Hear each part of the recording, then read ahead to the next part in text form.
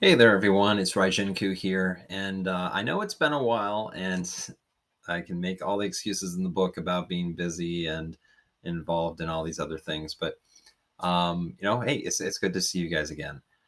So, one of the things I want to talk about today, we have had so many reveals. We now know the rules of how to play the game, which is definitely pretty exciting. I myself have made some proxy decks and things like that. I've tested things out, played online, done pretty much every bit. But one of the things I've noticed the most, as you can see on the screen here, is that there has been so many similarities, at least from my perspective, related to Kaijudo. And of course, I spent a lot of time in Kaijudo and it was a ton of fun. But most notably, the fact that, Ryan Miller and Steve Warner are both involved in this game as they are or were with Kaijudo really, I think, speaks volumes.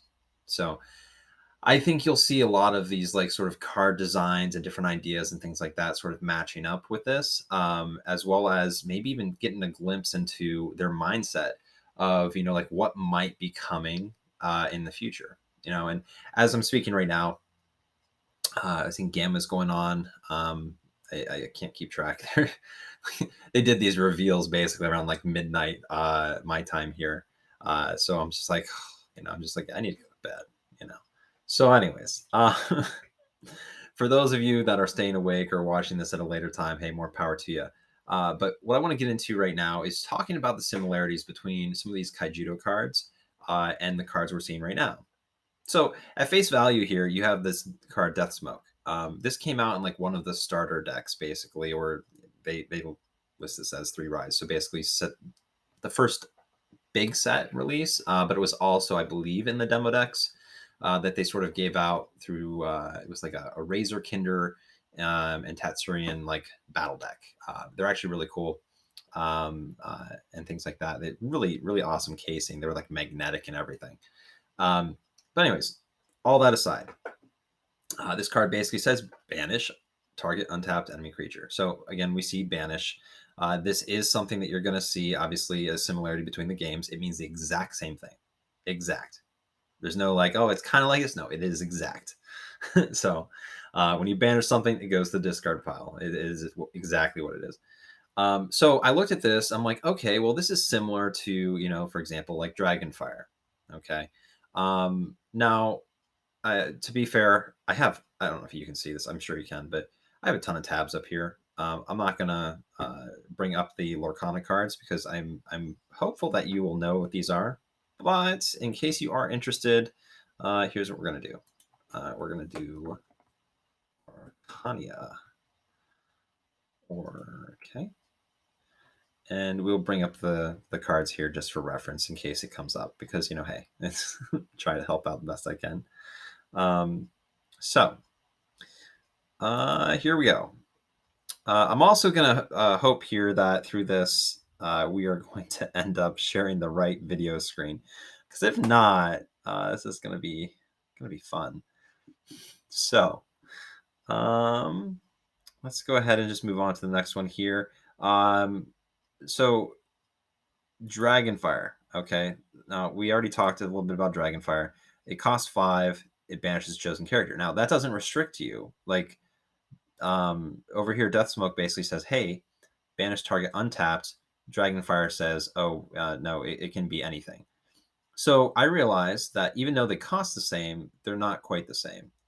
So let me jump to the point here. Terror Pit, banish target enemy creature. Again, Dragonfire, banish chosen character. They are the exact same card minus 2 things. Okay, so one, Terror Pit costs 7. So it costs 2 more. The reason why Terror Pit costed more is because it had this thing called Shield Blast. Now, with that being said, Shield Blast basically says you can play this card for free if it is hit off of your shields. So obviously in Lorcana we don't have a life total, technically speaking, but we're trying to get to lore. So I honestly believe that what they're trying to do instead, basically kill something for 7, and it can be played for free, was really good. Now, in order for this to be playable in Lorcana, we have to scale it back a little bit because again, it was free in certain circumstances. So I honestly believe that's why we jumped it back or dropped it back from a 7 to a 5. Now, you can be like, oh, okay, maybe that's just a coincidence. It's similar, it's not the same. Well, let me jump over here. There's another card that was just released not too long ago. Let's just jump into Sapphire Inks because it's amazing. Um, so there's a card, Let It Go. It basically says, put chosen character into their mana's ink or the player's inkwell face down and exerted. Cost 5. Okay. Now the difference here is this has a big advantage where you can basically play it for free. Well, if we jump back over here, we see another card called Root Trap. So this one also costs 7. It's also a Shield Blast. It is the equivalent, like identical to Terrapit. The downside is, again, it puts target enemy creature from the battle zone into your opponent's mana zone. Now, just to clarify, that basically means that it is going into their inkwell. So again, here we have another card that was a Shield Blast and another card that costs 7. Well, guess what? Reduce the cost by 2, and then we put it in their inkwell, but they did give it some versatility. So this is actually significantly, well, I would say significantly better than Root Trap because you can literally play this for free by tapping one of your guys, or sorry, exerting one of your guys. So that kind of got me thinking, okay, well, what other cards in Kaijudo exist that, either we've already seen, sort of like snuck in here into Lorcana, and what things could be? So I started looking a little bit. I'm like, okay, well, let's check this out here. This is a really interesting one. For those of you who know Kaijudo, you saw the card that just popped up there. So we'll jump into good old Steel and get the big boss guy himself, Gantu. Gantu basically says character with a cost of 2 or less can't challenge your characters. So he's big, beefy stats, things like that. So we're going to go ahead and jump over here to Scaradobel the Hunter. Costs 5, 4,000 power. Intimidate all enemy creatures that are level 2 or less can't attack or block. So this functionally is the same card, but there's a big difference in cost. This actually is more cost efficient. Now, interesting thing is this card saw practically no play. Just for reference, it costs 5. This costs 8. Again, game mechanics and situations may be significantly different, but this saw practically no play. But again, same essential thing here. We're going to move on here to the next one. This one we've already seen. We're just going to go all colors here because you know what? It might just be easier to do a quick cycle through. Or maybe not. We've had so many cards revealed recently. It's like, oh. All right, so here we go. Lady Tremaine. Cost 6, a 1/5 stat line. Do it again. When you play this character, you may return an action card from your discard pile to your hand. Well, we have another card that is very similar to that. Keeper of Dawn. Basically says when this character or creature enters your battle zone, choose a spell in your discard pile, return to your hand. So for 5, here, we're going to make this a little bit more manageable here so you can see both simultaneously. Hopefully.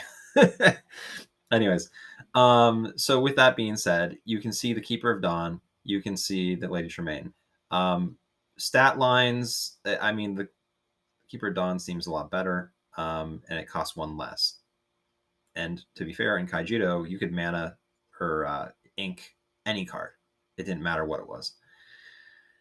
So yeah, very similar, yet still different. So yeah, we're talking a little bit about Sprout here, and essentially, it resembles One Jump Ahead, which is one jump ahead of me because it is not chilling right there like I had it. All right. I know. I just need to let it go, guys. But yeah, we had One Jump Ahead. Essentially, again, you can exert something for someone to sing it, and you play it for free. But the card comes in exerted, and Sprout comes in ready to play. So you kind of got some potentially some benefits there. All right, so next up is a card that we just recently saw. Well, okay, maybe we a little off there. Not recent, but sort of recent. Part of your world. All right, so there is a card, costs 3. It says basically you can return a character card from your discard pile to your hand. Well, we have Dark Return. So again, Shield Blast costs 2 and basically says choose a creature from your discard pile, return to your hand. So again, very similar. Is literally identical. The only benefit, again, this was a Shield Blast, so you could potentially play this for free. And to balance this out, they're like, okay, well, let's make it singable. So sure, why not? So, and again, it's not inkable, but it's singable. so, so that is something. This card did see some play.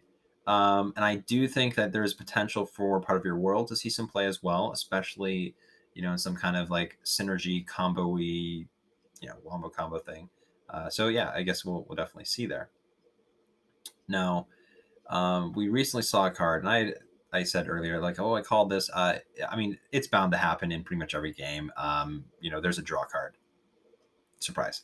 But Friends on the Other Side, again, missed opportunity here. They could have made you draw 3. You could have been like, exert or get rid of cards from your discard pile, draw 3 cards, do something, but it is what it is. But it's still a really good card.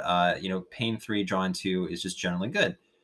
So much so, we've seen it before. Okay, interesting. So here we go. A 3-cost draw 2.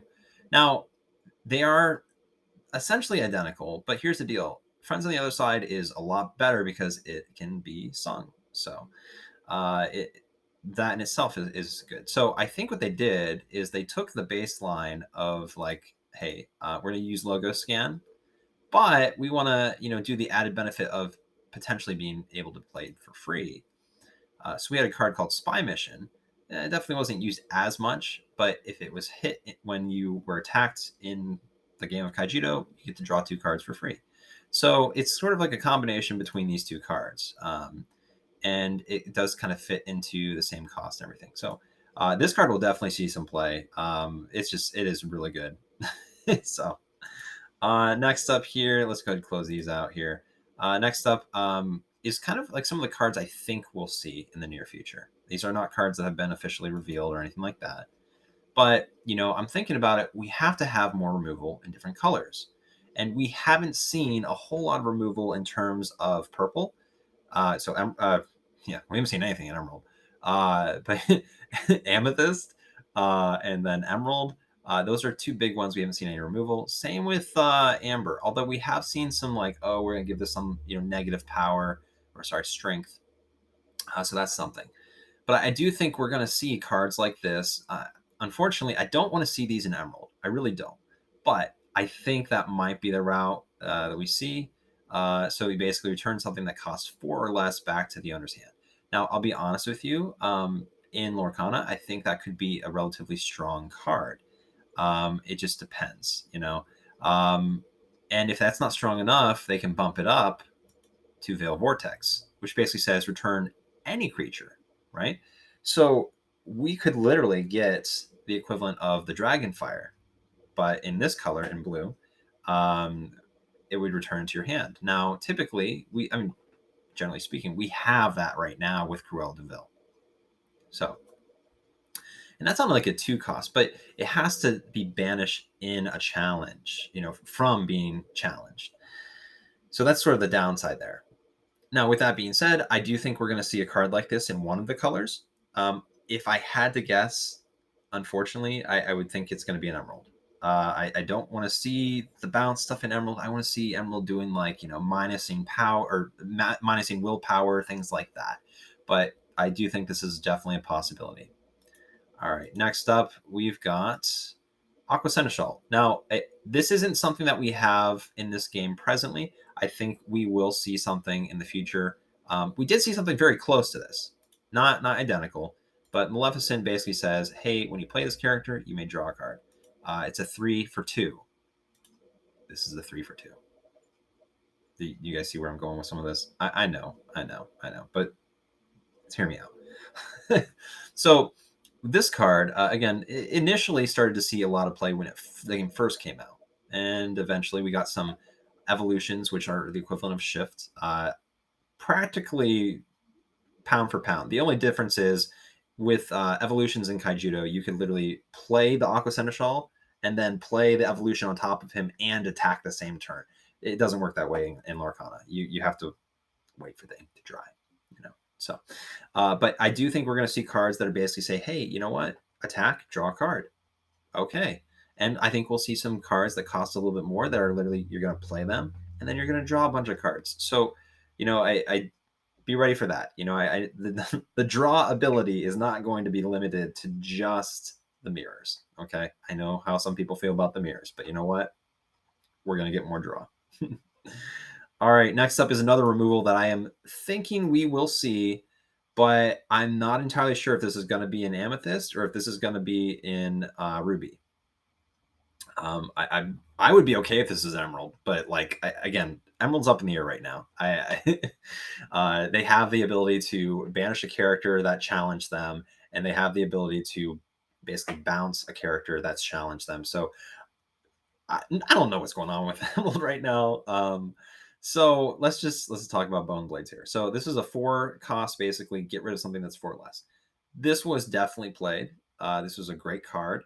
There's another one too. To be fair, there's another one that puts it into the mana zone or the inkwell essentially.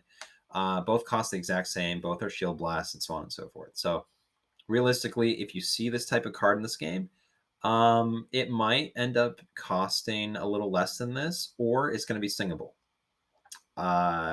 So and we're just going with singable. I like saying it. I don't care if it's not a word or if it is a word. I just feel bad because I just outed myself on that. Okay, so let's continue.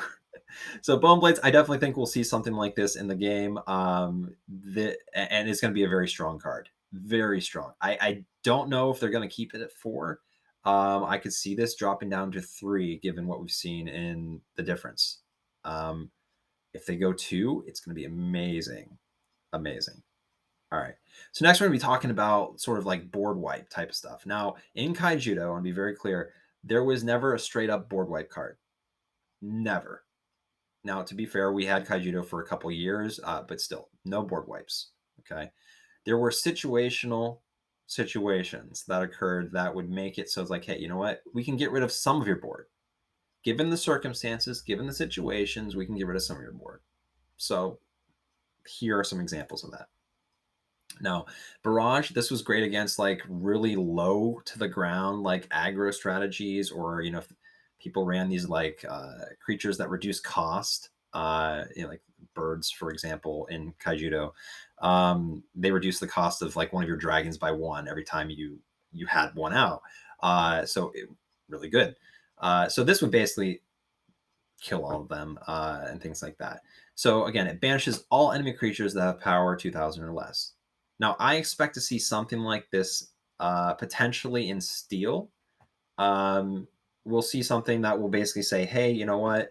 We're going to deal 2 damage across the board. I think that's realistic. With this costing 6, I think this might end up being the equivalent of, you know, like the 5 cost Steel card. And I want to be clear that there is a cycle. There is a cycle in all these cards here for Lorcana. We just haven't seen it yet, or we haven't seen it fully. So we have Dragonfire, and then we have Let It Go. And wherever Let It Go. Oh, see, there we go. So we are going to see, I'm pretty confident in saying this, that we're going to see a 5-cost card in every other color that is going to do something to provide some sense of removal. So this might be that for Steel. Again, I'm not entirely sure. It could do 2 damage across the board, could do 3. I think 3 is going to be really powerful. If they do, they would have to up the cost or something at that point. Another one that is almost identical to this. So this banishes them. This one is a little bit different. This is Suffocate. So if we went by this standard, this would be the 5-cost card. Probably, if I had to guess, I want to say for Emerald. I'd feel the most comfortable saying that. Basically, this would -2 across the board to their willpower. Now, I'm not sure how this would work, but I believe it would be -2 their willpower for the turn. I don't know. Again, maybe it would deal damage, but that just kind of feels just like the Steel reference I just mentioned. So what I'm thinking, if that was the case, it would -2 for the turn. Everything that went below that, the 0 marker, would basically be banished. Again, I'm not entirely sure how this would work, but I would like to see something like that in this game. Next up, this isn't removal directly, but I do think we'll get something like this, maybe even an amber. But basically, tapping all your enemy creatures. Um, you can swing into them. Build up your board, then just go to town. Or if you got guys that can, have like the challenger buff, definitely could be great there. So. Again, it is a shield blast, so if that was the case, this cost would be reduced to fit Lorcana standards. Next up here, I was talking a little bit with Steve the one day, and I mentioned, I'm like, man, it would be really difficult for some people to deal with these locks with, for example, if you had 2 of the Auroras out, right? So if you have Aurora out, it basically says, hey, guess what? You can't target my other guys. You get 2 Auroras. You can't target anything. So there has to be a way to deal with this. So whether that means, um, yeah, whether that means just like, hey, we're going to go ahead and, get rid of this through other means. Like, for example, I'm going to actually pull up this card. This card it can basically attack untapped creatures or readied creatures. So there is a potential, that could be an option. We'll get creatures or characters that can attack things that are readied. I definitely think that's going to happen. They'll have some special name like tactician or something. I don't even know. I'm going to jump over here to database though, because there was a card that did not get pulled in here. This one I think could also potentially fit into Emerald. Not entirely sure. But this card here is called Tendril Grasp. So it's a shield blast, cost 6. Basically, put all creatures that are level 3 or less from the battle zone into their owner's mana zones. Now, I would hope, again, that blue wouldn't get something like this. But there's a chance. I don't know. I don't know how many different ink types really want to put things into the opponent's ink area. That just feels bad, I feel like. Now, this is a solid card, though. If you're facing up against aggro, it's great. The only downside is, again, you're going to ramp them up, and they're going to have a lot of answers, which is not ideal. But if you've gotten to the point where they have like practically no hand, it can be great. So, more power to you there. Next up is a card, again, I'd expect to see in the first set. This card, when it hit Kaijudo, for me, it was an expensive card back in the day, but it was, roughly around, $40, $50 or something like that. And basically what this says is when you play this, you get to banish any creature that has 4,000 power or less. So basically imagine you play this and it costs 7, for example. Basically banish a card that has 4 strength or less. And then whenever this happens to win a battle, you get to untap it or ready it again. So, and that's just the first time. So like basically he could go in there, play him, get rid of a card. Your following turn, you could attack something, bring him back up again, and attack again. So that would be pretty cool. I definitely think we'll see something like this. Again, time will only tell though. Another card I'd like to see. Now this is expensive. Even in Kaijudo, this really wasn't played. But I did like the idea of like, hey, you know what? When you play this card, you can choose up to 2 of your opponent's creatures. Specifically, they have to be tapped or exerted, and you put them into the deck. Now, there was a spell later on that came out that was one of the absolute spells, essentially, which is really good. In terms of, let me rephrase that. It was really powerful. It didn't get played. So I apologize for that. So here are some of the absolute spells that, well, this one was played. Absolute Incineration was definitely played. So it costs 8. This is like, I want to be clear. This is one of those cards that was like the top end of all spells. These were supposed to be the strongest spells in the entire game. So just for reference. So banish target enemy creature has power 9,000 or less. Again, this would be like, hey, banish something that has 9 power or less. Okay, so in this game, that is everything. That is everything. So every single card that exists, this would at least kill one card. I'm sorry, banish one card. Then you get to banish another one that has 6,000 or less, or in other words, 6. And then, by the way, all of your cards or all your opponent's cards that happen to have 3 or less, yeah, they're gone too. This would be very powerful in this game. Very powerful. Again, keep in mind we didn't get this until later on in the game. It was like set 12. Again, just to clarify, the sets were a little wonky. Like they considered any expansions or decks, they considered each of those a set. So this is closer to maybe like set like 6 or 7, maybe 8. I don't know. But and then one of my personal favorites, Absolute Darkness. I didn't actually run this a whole lot, but it has a lot of potential if you can get up to 9, you know. So basically this says each enemy creature gets minus 6,000 till the end of the turn. So it basically makes it so all of your opponent's guys minus 6, and once they hit 0, they're banished. And this was neat because it could get around, like if they were immortal for a turn or something, this would get around it. So yeah, again, I could definitely see these types of things in the future. It just kind of depends. A couple other notable ones that I didn't bring up earlier. We're going to do some tricky turnips. So this one is essentially, I'll bring this up here because, yeah, Aladdin. So ward 2 for 2/2. Tricky turnip. He's a 3/3. Same exact effect. Can't be targeted. So there's another one there. I think that was about the gist of them, honestly. But there are definitely some other ones out there that could be definitely a thing. So yeah, I don't know. Let me know what you think. There's definitely plenty more to be said about this stuff. Obviously I know the game isn't out yet officially, but at some point when it does release, when we do start having events, it's going to be my goal to be here to support people, to help them learn the game, so on and so forth. And you can definitely check out. I have a Metafy page that is open for everything from Digimon to One Piece, to Battle Spirit Saga once that comes out, and then of course Disney Lorcana. But I understand, like I am not an expert at Lorcana, and nobody technically is. But I'm going to make it my point and my sort of goal to do well in events when they start having events, so that I can be reputable, and things like that. But if you do have any interest in any type of game related things, please check out my Metafy. I'll put a link in the description below. Even if it's not specifically about like one of the games, I mean, I have a section that's devoted to discussing or chatting about games in general, or general chat, whatever you want to call it.